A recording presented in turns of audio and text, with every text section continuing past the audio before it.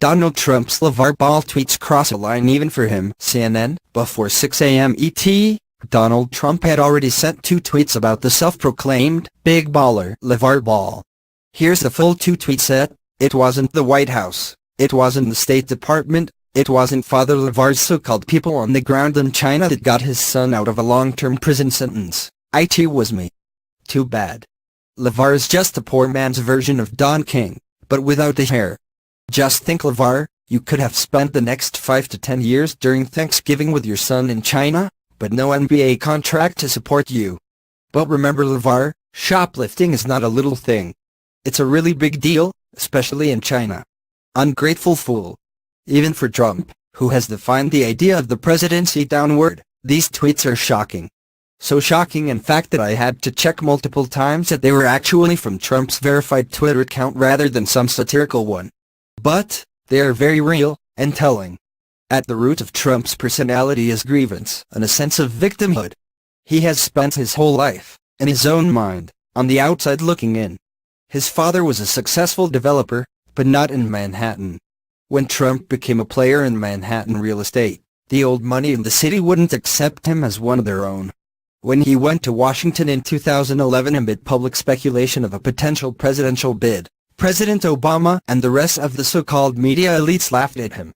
At every stage, Trump has been driven by these perceived snubs.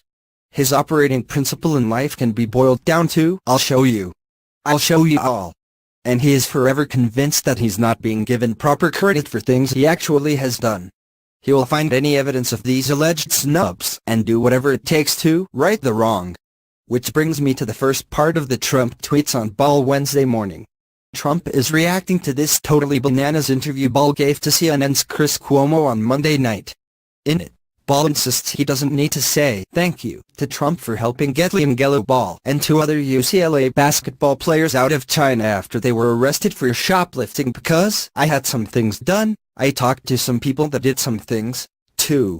Obviously, it makes no sense for Trump to respond to Ball, ever in this particular situation.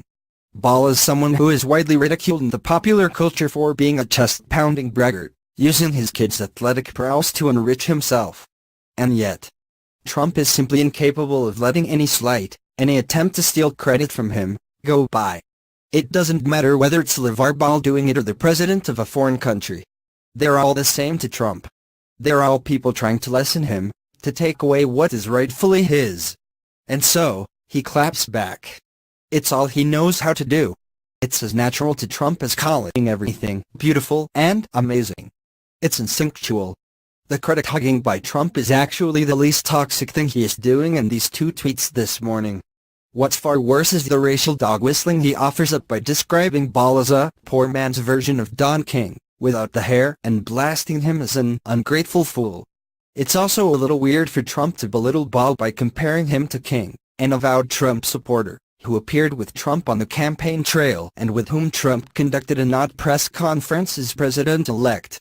Given Trump's demonstrated willingness, as a candidate and as president, to play on racial stereotypes and racial animus to benefit his own political interests, it's impossible to ignore the underlying messaging here.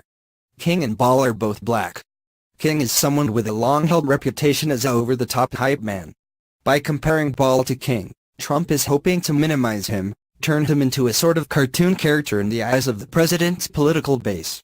Then there's the reference to Ball as an ungrateful fool. Who is this black guy who isn't saying thank you to me for everything I have done for him and his family? How dare he not be appropriately grateful? What's so damaging about all of this is that Trump knows what he is playing at here. And he doesn't care, or at least he doesn't care enough not to do it.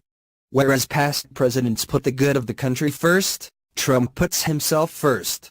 Always. How does this affect me? Why am I being disrespected? What is the political gain I can read from this?